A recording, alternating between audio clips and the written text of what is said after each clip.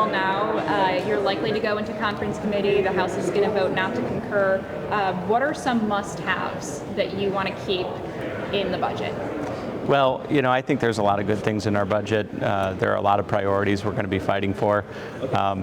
We obviously don't want to reveal too much, but we're firm believers in some of the big items. The flat tax is something that we feel pretty strongly about. That would be something we're pretty committed to. Hopefully we don't get a lot of pushback, but other than that, we'll let that process play out. Sarah?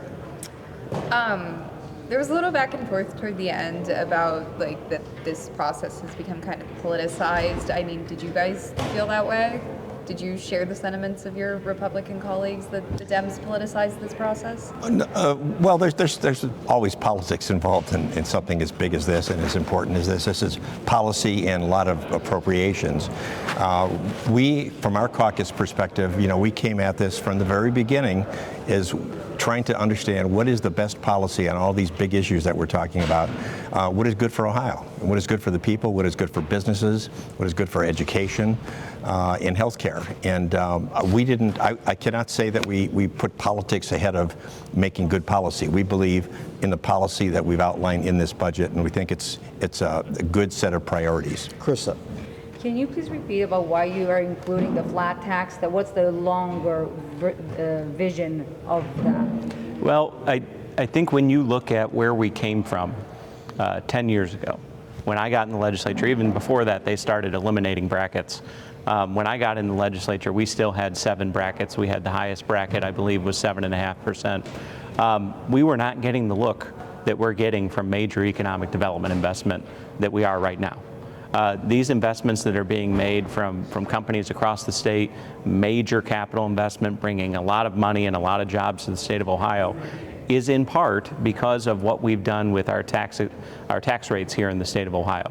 The companies will even tell you that they wouldn't have even considered us if we were still a high tax state.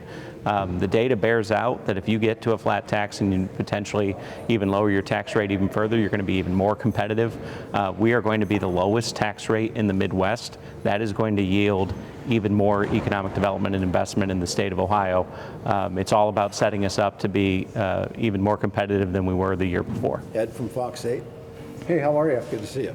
And if you don't mind, we got in here a little bit late, so if this has already been addressed, forgive me. But just on the Browns Dome money, certainly important to a lot of people in Ohio. We got Northeast Ohio, a lot of people against it. They also feel that billionaires shouldn't get money, or that state lawmakers have been influenced by the Haslams and that's why they're doing this. What's your response to that? We haven't been influenced by the Haslams. We do this for economic development projects of this size all the time. The only difference is that it got attention because of the type of investment that it is. When you look at the long-term viability and the ability really to turn this into a moneymaker for the state of Ohio, this is a really good proposal and a really good project. Using money that is sitting idly and that really is just growing without people really taking a whole lot of their unclaimed funds back, empowering those people through making an additional appropriation and kind of having this as a PSA. Hey, we have an unclaimed fund, go check, get your money out. That's what we want to see happen. But if not, we're going to put it to work on behalf of Ohioans. When you look at the investment and the cash flow that we're going to get over the course of the next 30 years or so, I actually ran the numbers, okay? There's this concept called net present value, which is basically designed to say, are you overpaying and underpaying? If we were going to make a $600 million investment, are we getting our money back or not? If you apply a discount rate to that of 4%, which is about what this project, or about the money we would make if we left it in the interest account, we are underpaying for the stream of cash flow we're going to get to the general fund by about $450 million. And so this is a good investment for Ohio. It's one that's going to make more money for the general fund so we can go and fund other priorities of the state. And it's a good economic development project that will create an awful lot of jobs and investment in Northeast Ohio. Hey, one more thought on that. So it sounds like you're confident in their projections. They're very confident that it's going to be a success. I mean, obviously, it sounds like you agree with that. So let's keep in mind the letters that came out previously that were released into the media were letters that were released in response to a bonding plan. We're not doing bonding. We're not going to have in our proposal, we're not going to have around $1 billion of total outlay of debt payments and principal and interest on a bond over the course of the time of the investment. We're doing a straight cash outlay up front that will allow this project to be even more viable than what it would be otherwise as far as a good investment for the state. Senator Cirino, did you have a follow-up? Yeah, I think, look, the reality is that the House, the executive, and now the Senate have all concurred that this is a worthwhile project, good economic development project here. We just differed a little bit on the ways in which we would suggest getting it done. We're very confident that the Senate's approach is the right approach. As the President mentioned, it's low risk. It doesn't put the state on the hook for debt service, $400 million plus. I think it's a very creative, lower risk way to get this done, and the payback will be significant in terms of incremental taxes. And it's also going to be a very big win for Northeast Ohio and will free up Lakefront when the stadium is taken down eventually to do other things that are going to be very, very important for the development of Lakefront in Northeast Ohio. Haley. If you also, if you don't mind, one more question. You guys, you mentioned something, I'm sorry, Peg. You mentioned something there about our county executive has been particularly outspoken against this, especially with the unclaimed funds. I couldn't exactly hear what you said, but what was your point that you made there? Well, his press conference last week, I believe it was on Wednesday, he accused the Senate of a number of things that I think were very much uncalled for. Not just on this project, on the Browns project. We've known his strong feelings against the project for a long time, but he took the opportunity to comment on other things that we passed in our sub-bill last week that were just without rationale, in my opinion. So hopefully he'll come around. This is a development in his county, and so eventually he should come around to this. Whether he will or not, we'll see. Thanks, Ed. Haley. If this budget passes with a flat income tax, where is the state in 2 years from now when we're back at the drawing table again for the next budget? I mean, is there going to be less revenue to work with? Is that a concern? If history is any indication, our revenues will be higher, as they have been after we've cut income taxes in each of the past bienniums. Okay, Krista. Could you guys mind squinching a little closer? I'm trying to pick you up in his mic. Would you mind squinching a bit closer for me? Together? Yeah. Yes, please. Just because We work very well I together. appreciate it. You're lucky we like each other. Thank you so much. I appreciate it. Krista. Thank you. You said one of the ways that you balance the budget is through tax expenditures. It's kind of been vague. What is the dollar amount that you've identified in the tax expenditure side? Well- What are the sources of those? Yeah, we started looking at tax expenditures. It's a very long list of over the years of tax expenditures or tax exemptions, is another way to put it, that various companies or industries have been immune from taxes, sales tax or commercial activity tax. So what we did was we said, look, we're foregoing a lot of revenue here. Some of it has not been looked at in a very long time. As I mentioned on the floor, some of it, one goes back to 1935 and has just perpetuated since that time.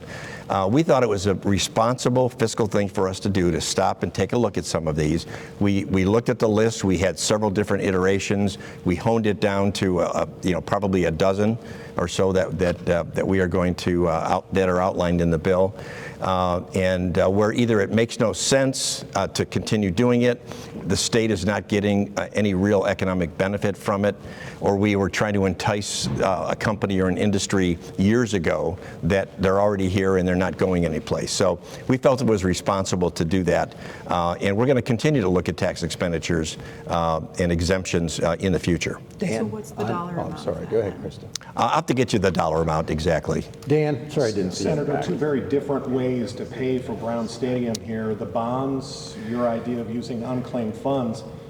What gives here? I mean, you go to committee now, you work with senators and House members. Right. Who gives? Where's the middle ground here? Well, we'll see how conference goes. That's why it's a conference. And so we're going to take our different views. I really think that both the governor and the House, when they look at the three comparative ways to do it, one that raises taxes, one that spends $400 million on bond debt service, I think the solution should be pretty clear. But we'll see. We have to persuade one another on a number of issues in conference. Are you willing to give?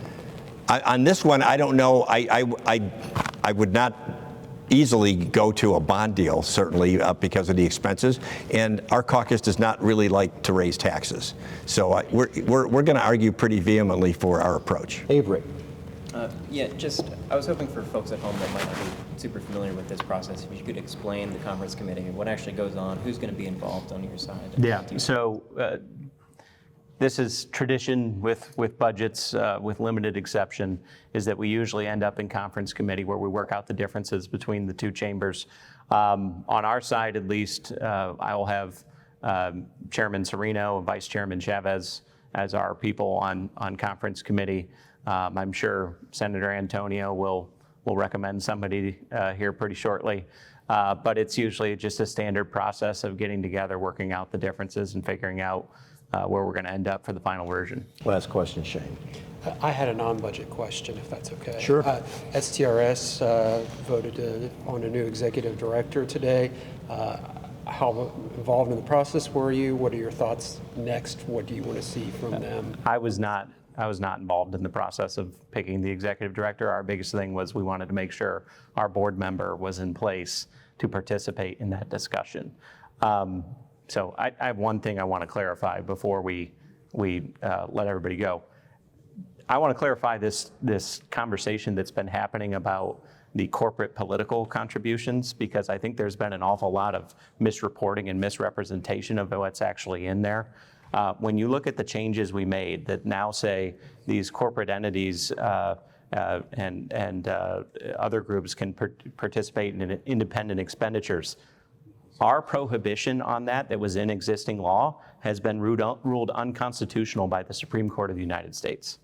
And so us removing that from law isn't changing anything from what is already current law right now, okay? And in fact, we increased disclosure requirements on these independent expenditures in our bill, saying now if you're going to spend that money on independent expenditures, you're required to disclose whether you're a corporation or a labor union or whatever the case may be.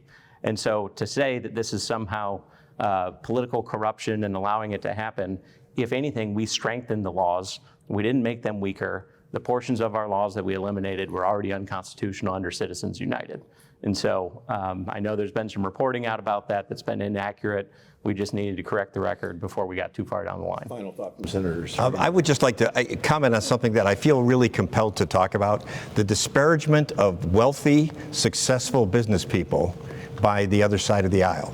This is ridiculous. These are the people who are creating jobs, creating value, buying property, hiring people, and giving to charities in a big way. So let's be careful about disparaging billionaires or highly successful people. They are an important part of our economy.